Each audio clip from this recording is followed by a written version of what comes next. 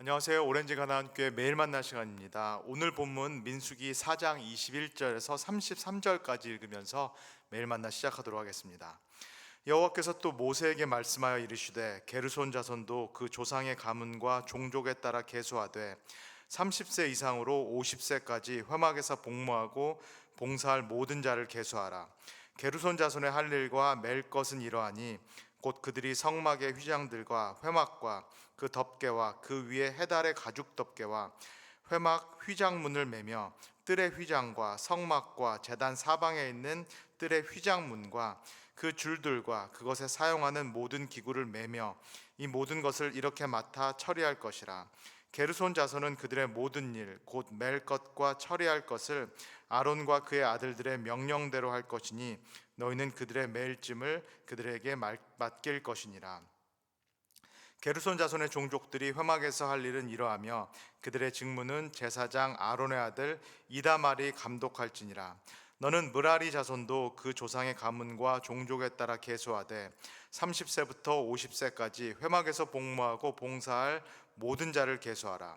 그들이 직무에 따라 회막에서 할 모든 일 곧 그 맬 것은 이러하니 곧 장막의 널판들과 그 띠들과 그 기둥들과 그 받침들과 뜰 둘레의 기둥들과 그 받침들과 그 말뚝들과 그 줄들과 그 모든 기구들과 그것에 쓰는 모든 것이라.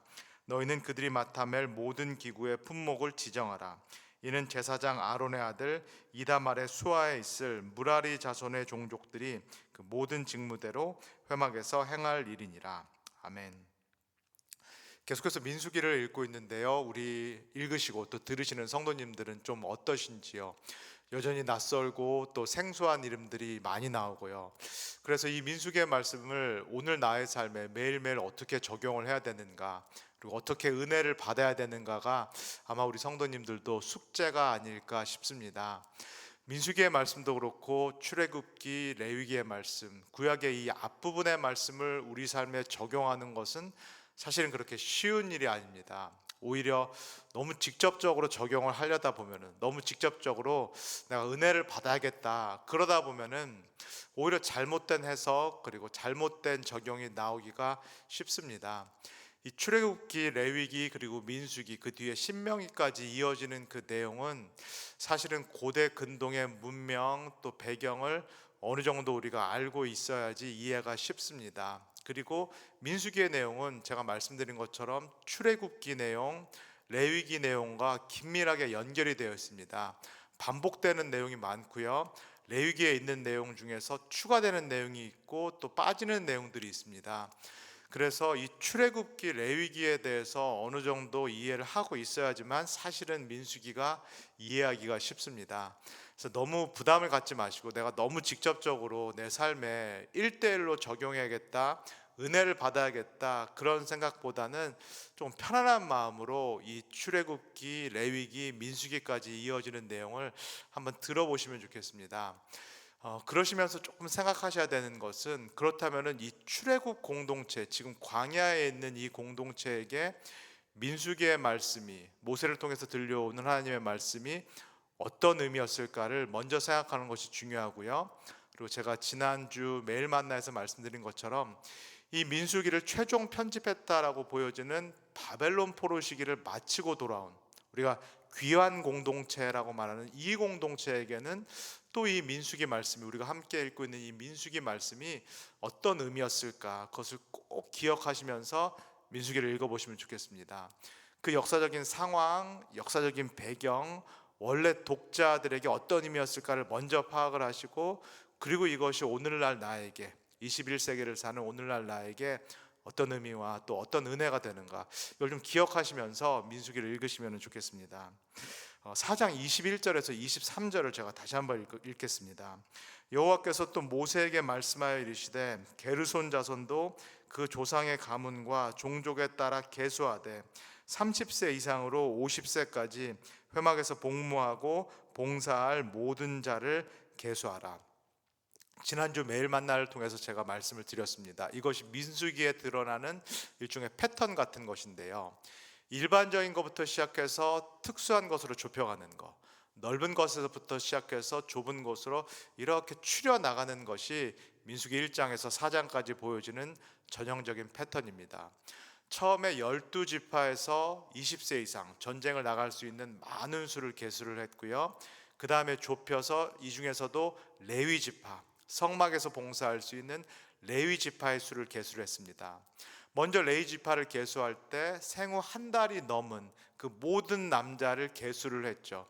왜냐하면 레위 지파에 속한 사람들이 이 12지파의 맏아들, 첫 동물을 대신한다, 대속한다라는 그 얘기. 그래서 생후 1개월이 넘는 레위인들 전체를 계수를 했고요.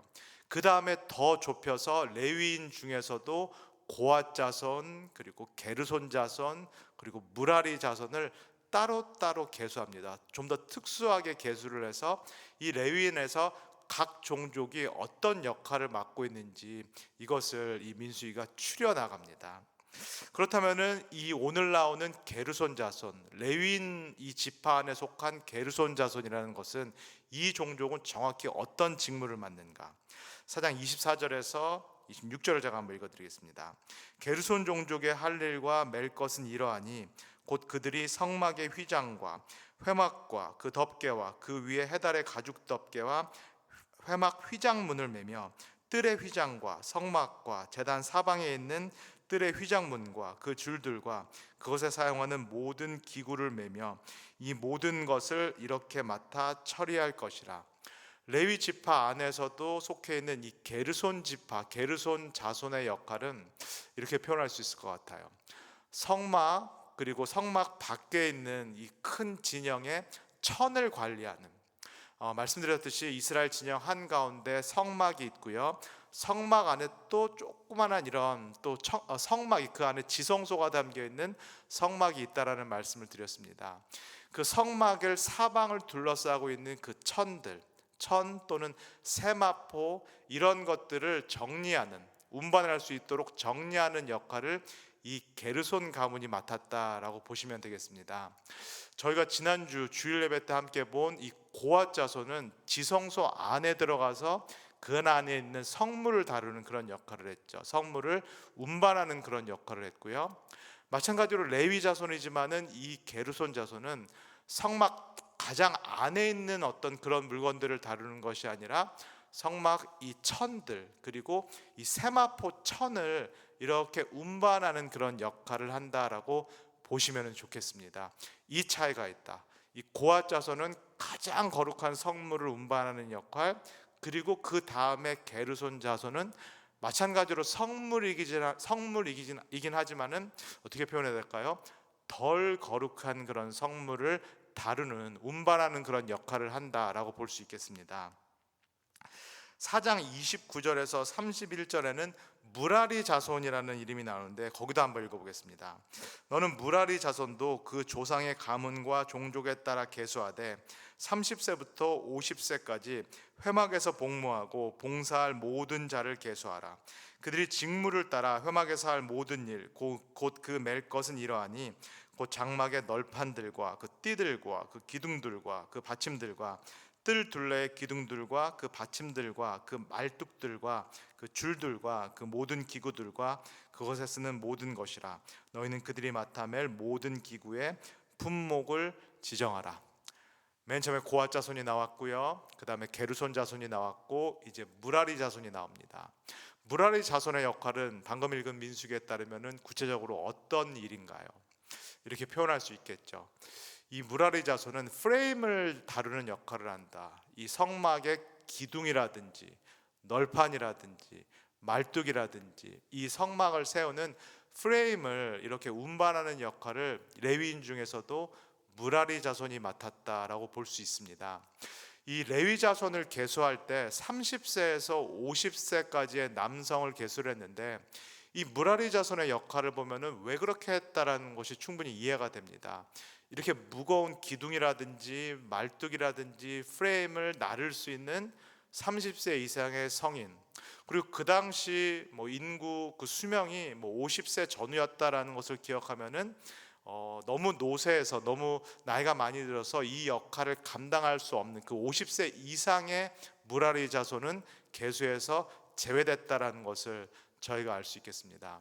맨 앞에 고앗 자손이 있고요. 레위인 중에서도 그 다음에 게르손 자손이 있고 그 다음에 무라리 자손이 이 프레임을 담당하는, 이렇게 표현하는 게 적절할지 모르겠어요. 다 거룩한 성물이지만은 그래도 지성소에서 제일 떨어져 있기 때문에 덜 거룩한 성물을 다루는 그 역할을 맡은 것이 이 무라리 자손의 책무다라고 보시면 좋겠습니다. 고앗 자손의 경우에는 엘르아살이라는 제사장 감독 하에서 이 일을 했고, 그 다음에 게르손 자손 그리고 무라리 자손은 이 이다말이라는 제사장 밑에서 이 일을 하고 있었다라는 것을 민수기가 우리에게 보여주고 있습니다. 1장에서 4장까지를 저희가 쭉 이 매일 만나를 통해서 봤는데요. 그렇다면은 이 이스라엘 공동체가 과연 어떤 공동체라는 것은 그런 그 그림이 정확한 윤곽이 나왔으리라 싶습니다. 이스라엘 공동체는 제가 주일 설교에서 말씀드린 것처럼 사실상 군대 공동체와 가깝습니다.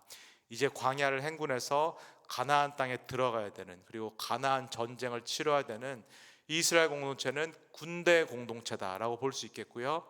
또 하나, 이 성소를 중심으로 한, 성막을 중심으로 한 예배 공동체다 또는 제사장 공동체다라고 말씀할 수 있겠죠. 군대 공동체이자 동시에 예배 공동체 또는 제사장 공동체가 지금 민수기에서 보여주는 이 시내 광야에서 머물고 있는 이스라엘 공동체다라고 할 수 있겠습니다.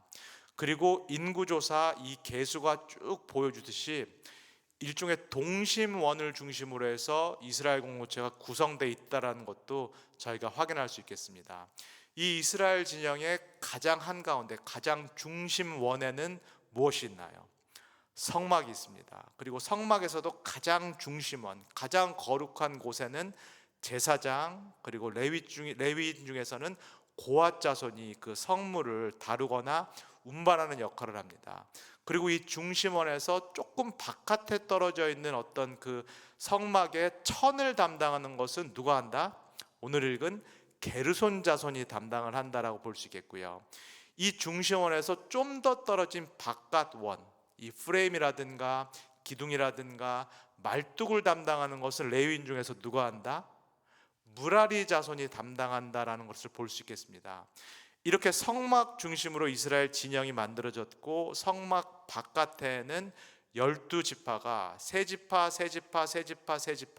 이렇게 나누어져서 사방을 둘러싼 그런 모습으로 이스라엘 공동체가 이 광야에서 지금 머물고 있습니다. 그리고 이제 곧 가나안 땅으로 진군할 그런 태세를 갖추고 있다라고 보시면 좋겠습니다. 제가 지난 매일 만날 통해서도 말씀을 드린 것처럼, 그렇다면은 이 성막 지성소에 가까울수록 이 사람들이 더 거룩하고 더 하나님의 사랑을 많이 받는다라고 할 수 있을까요?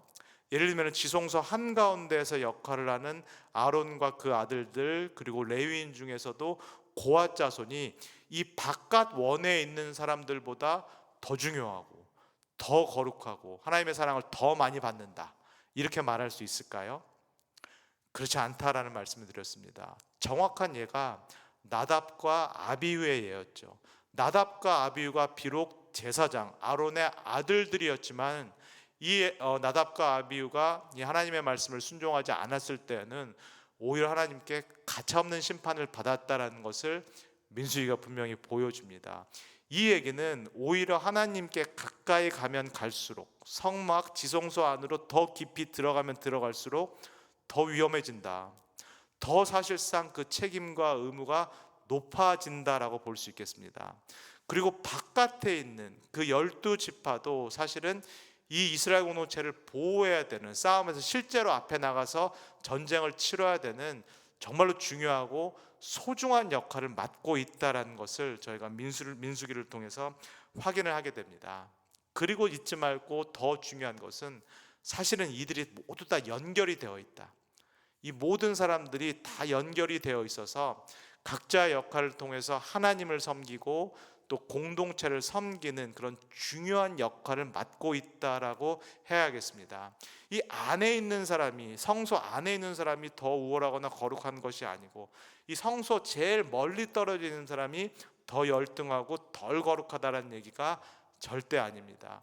이 모든 사람들이 질서와 조화를 이루어서 각자의 역할을 잘 감당할 때만이 이스라엘 공동체가 하나님께서 주어진 막중한 사명을 감당할 수 있다라고 할 수 있겠습니다. 이 조화와 질서가 깨지는 경우가 있는데요. 어떤 경우가 있을까요? 성소 안에 가장 안에 있는 이 리더십들이 자신의 권위를 또는 권력을 남용할 때, 그래서 다른 사람들을 지배하려고 할 때, 또는 그 바깥에 있는 사람들이 이 성소에서 역할을 하는 제사장들의 리더십과 권위를 존중하지 않을 때, 이런 경우에는 이 공동체의 질서와 조화가 깨지게 됩니다. 또 어떤 경우가 있을까요? 이 12지파들, 성막 밖에서 전쟁을 하는 이 12지파의 구성원들이 내가 하는 일은 그렇게 중요하지 않다, 내 역할은 사소한 역할이다라고 생각할 때, 또 무라리 자손이라든지 게르손 자손이 내 역할은 이 안에 들어가서 하는 고앗 자손의 역할에 비해서 별로 중요하지 않다, 하찮은 일이다라고 여길 경우, 그래서 자신의 역할을 소홀히 할 때, 이런 경우에도 이 공동체의 질서와 조화가 깨지게 된다라는 것을 우리가 기억해 볼 필요가 있겠습니다. 그렇다면 이 이스라엘 공동체, 지금 시내 광야에 머물고 있는 이스라엘 공동체의 모습을 보면서 오늘 21세기에 우리에게 적용할 수 있는 교훈과 또 메시지는 어떤 것이 있을까요? 말씀드린 대로 첫째, 이스라엘 공동체도 그렇고 우리 교회 공동체도 그렇고 우리가 서로 연결되어 있습니다. 우리가 따로따로 나와서 예배드리고 신앙생활 하는 것 같지만 사실은 교회 공동체 안에서 우리의 역할이 상호 의존적이다, 상호 연결적이다라고 할 수 있겠습니다. 그리고 교회에는 분명한 질서 그리고 조화가 있습니다. 각자의 역할을 소중히 여기고, 그리고 이 질서와 조화를 지킬 때 우리도 마찬가지로 이스라엘 공동체와 같이 하나님께서 우리에게 맡겨주신 소명 그리고 사명을 잘 감당할 수 있으리라 믿습니다. 두 번째 우리에게 주시는 교훈과 메시지는 앞에서 말씀드렸듯이 하나님께 가까이 가면 가까이 갈수록 오히려 위험해진다. 왜냐하면 하나님께서 거룩한 하나님이 그 가운데 계시고 이 거룩한 하나님께서 우리에게 마찬가지로 거룩함이라는, 공의와 정의라는 그 책임을 부여하시기 때문이다. 하나님과 가까이 갈수록 우리에게는 거룩한 부담감이 있다라고 말씀드릴 수 있겠습니다. 그리고 우리가 거룩한 부담감을 갖고 그리고 공의롭고 정의로운 삶을 살아야 되는 그 이유는 단순히 우리 때문이 아니라 우리에게 맡겨진 의무와 책임 때문입니다.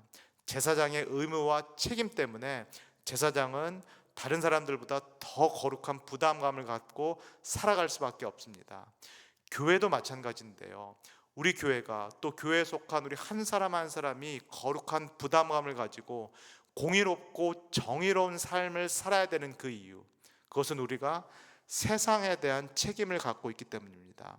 세상과 하나님 사이에 우리가 놓여 있다는 것, 세상보다는 우리가 이 거룩한 하나님께 더 가까이 있다는 것은 우리가 거룩한 부담감을 가지고 세상에 대한 책임과 의무를 다해야 된다는 것을 뜻합니다. 우리가 세상에 대해서 하나님이 어떠한 분이시다라는 것을 보여줘야 될 그 거룩한 부담감과 책임이 우리에게 있다는 것, 이것을 오늘 말씀을 통해서 우리 성도님들께서 꼭 깨닫으면 좋겠습니다. 이 말씀 가지고 오늘 하루를 승리하면서 사시는 모든 분 되기를 주님의 이름으로 간절히 소원합니다. 다 같이 기도하겠습니다. 사랑하는 주님, 오늘 민수기의 말씀을 통해서 우리 교회에도 질서와 조화가 필요함을 다시금 보게 하여 주셔서 감사합니다. 어떤 역할일지라도 그것이 사소하고 하찮은 것이라고 보일지라도 이것이 하나님께서 나에게 맡겨주신 그 역할임을 기억하면서 성실히 감당하게 하옵소서. 그리고 교회에 세워진 질서와 리더십을 존중할 수 있는 그런 마음도 우리 모두에게 허락하여 주시옵소서. 하나님께 더 가까이 다가가면 다가갈수록 거룩하신 하나님에 대한 그 부담감이 우리 마음에도 있게 하여 주시옵소서. 특별히 세상에 대해서 하나님을 드러내고 또 하나님의 말씀을 전해야 되고 또 하나님이 누구신지를 보여줘야 되는 그 막중한 책임감, 거룩한 부담감을 가지고 오늘 하루도 살아갈 수 있도록 우리 모두를 축복해 주시옵소서. 감사드리며 예수님의 이름으로 기도합니다. 아멘.